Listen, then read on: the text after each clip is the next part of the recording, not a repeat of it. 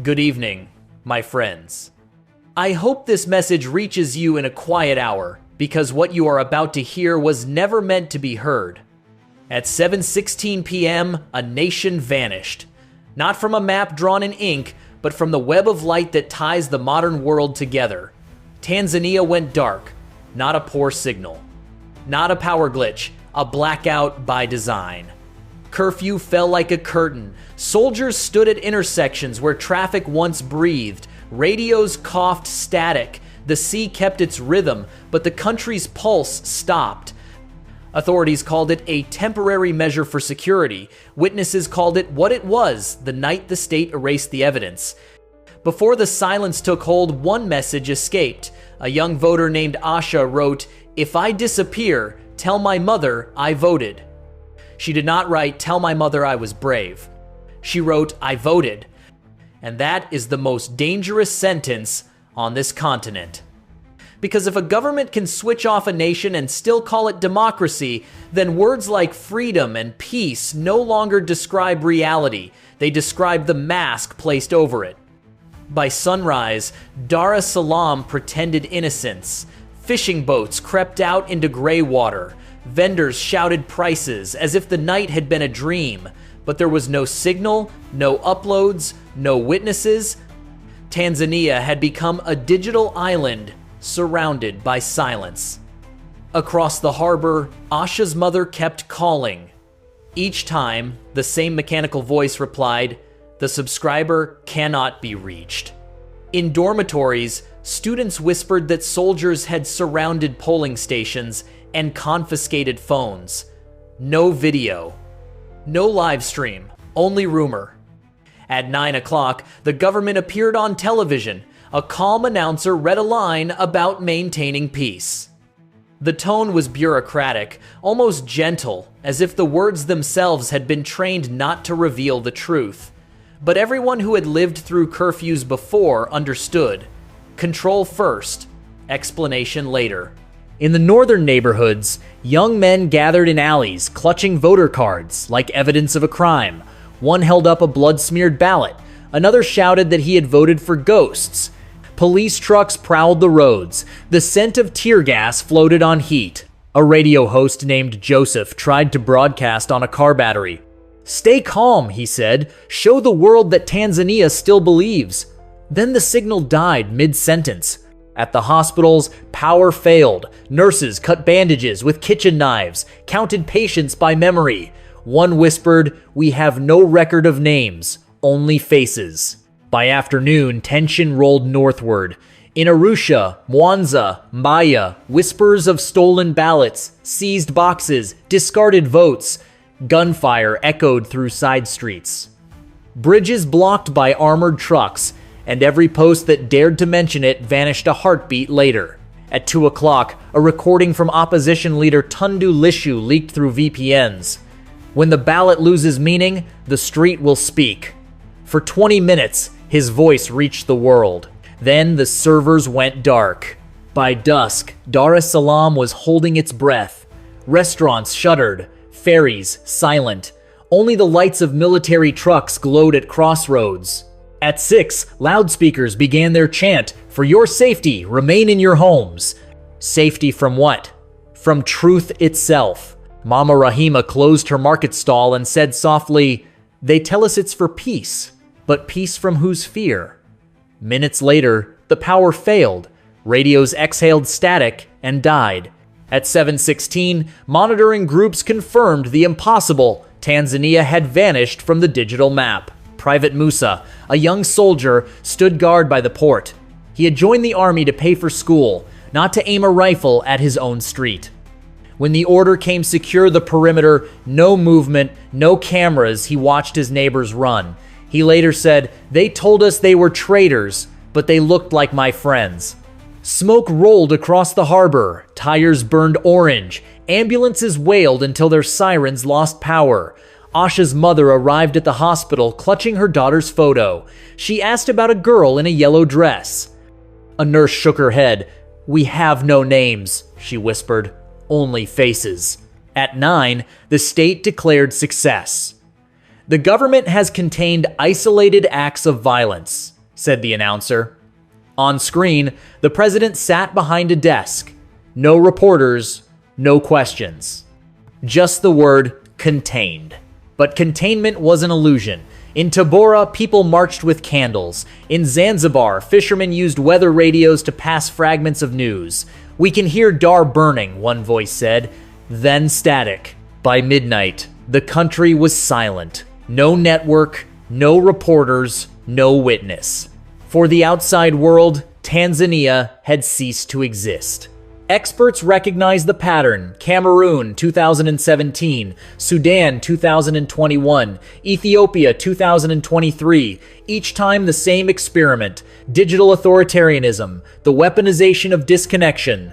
Inside the silence, resistance began to write itself on walls. Silence is not peace. We are still here. Somewhere in that darkness, one phone blinked awake. Asha's message appeared again. "Tell my mother I voted." Then the light died. If you are hearing this now, you are already part of the story. Governments can shut down networks, they cannot shut down memory. By dawn, smoke lifted, but fear remained. Streets, once alive with traffic, lay scattered with glass and burnt tires. Soldiers leaned on rifles, their faces hidden behind visors. Tanzania's heartbeat was muted, but in the silence, something began to scream.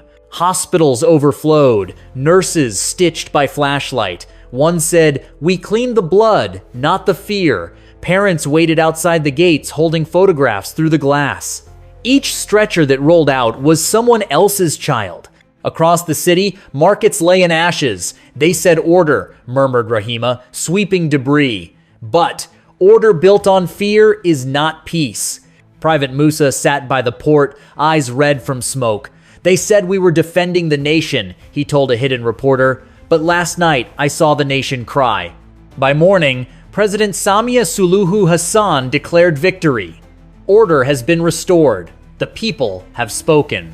But which people? Most had been locked indoors when the votes were counted. Headlines flickered. Tanzania goes dark. Analysts drew comparisons. Cameroon, Sudan, Ethiopia. Each time, security first, democracy later. At the United Nations, diplomats frowned and moved on. Stability has a market value. Freedom does not. Students in Nairobi held signs. "If Tanzania falls, who stands next?"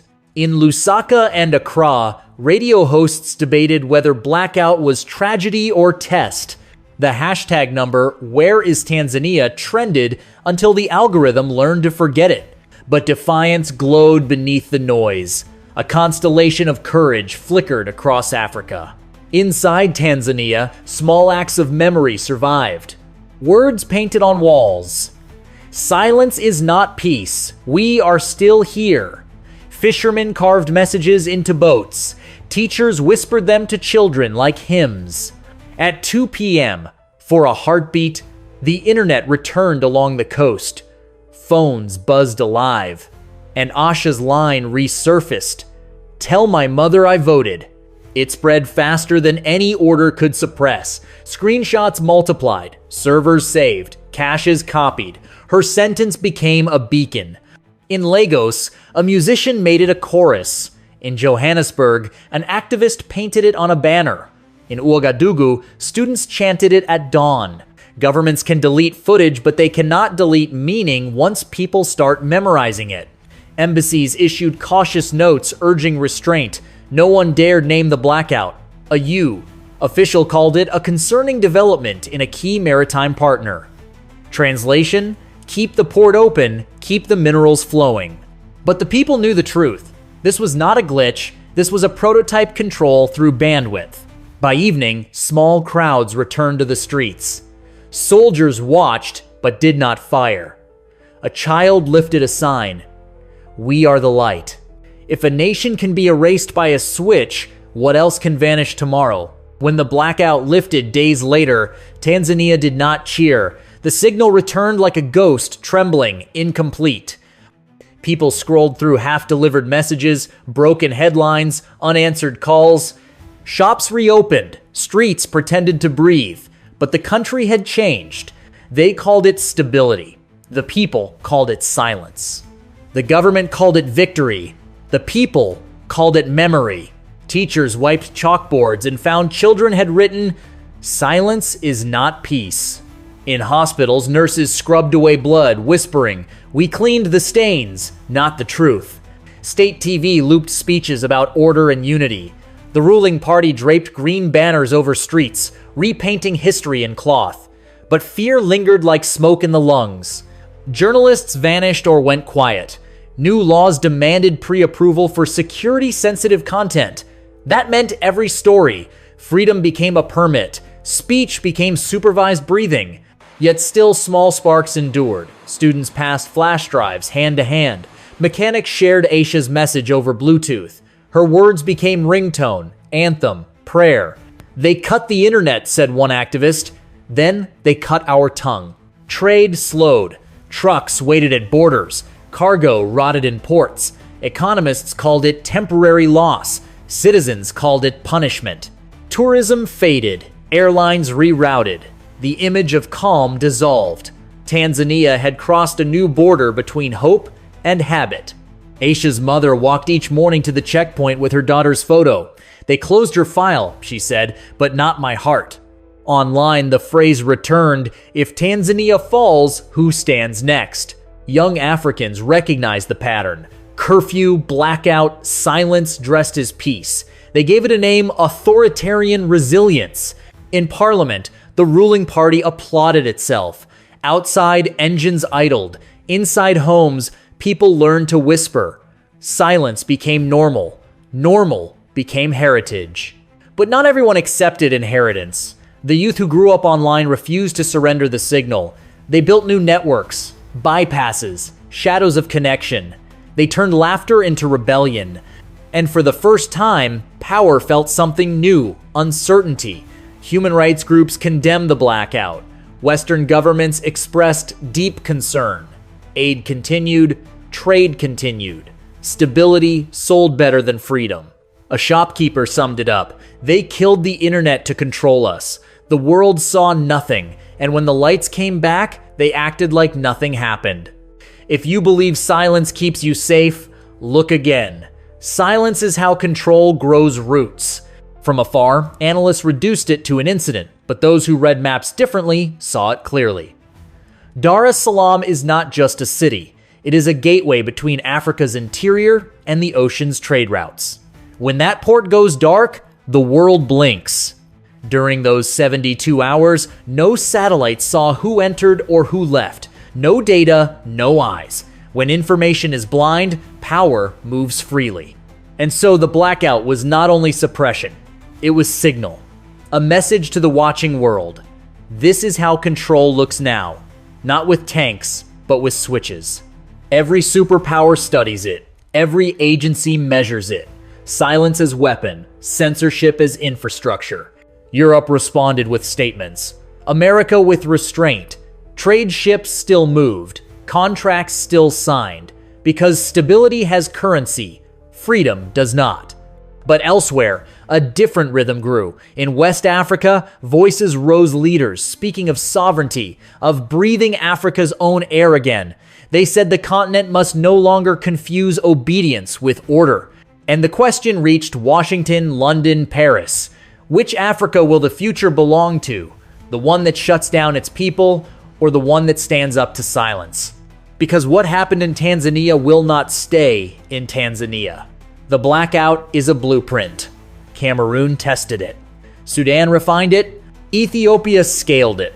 Tanzania perfected it.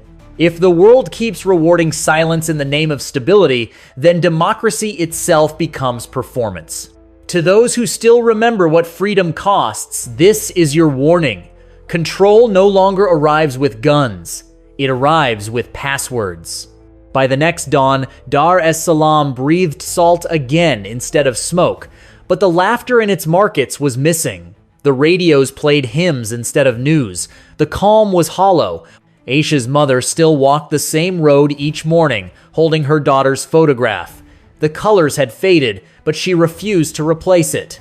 If they erase her name, she said, they will not erase her face. And across the nation, thousands held their own invisible portraits. Brothers disappeared, sons detained, votes buried. Yet from grief grew something unbreakable. Memory became resistance. Offline networks, handwritten leaflets, hidden radios, not protests, but remembrance. Because even silence has an echo. And it began to sound like courage. In Nairobi, students painted murals. Tell my mother I voted. In Accra, poets spoke it aloud. In Lagos, musicians sang it. The blackout, meant to silence a nation, had given birth to a continent's anthem. Africa's youth are no longer whispering freedom. They are coding it, singing it, painting it on walls. They have seen governments delete signals and decided to become the signal themselves. And that is how light returns, not all at once, but in small, defiant sparks that refuse to die. Because silence is never neutral. It always chooses a side. Tanzania was once called the calm heart of East Africa, but calm bought with fear is only pause, not peace. The night the internet died, the mask slipped, and the continent saw itself reflected, a warning written in darkness. Now every nation must choose, erase dissent or ignite dignity. And beyond Africa, in cities that believe themselves safe from silence, the lesson travels further. When fear is sold as safety, the weapon is not a gun, it's a switch. Asha's message still moves through the world. Tell my mother I voted. It is written on walls, printed on shirts, whispered in classrooms. It reminds us all freedom is not the privilege of the connected, it is the duty of the awake. Because in the end, the blackout was not the end of democracy. It was the beginning of accountability. And no matter how deep the silence, light always finds its way back.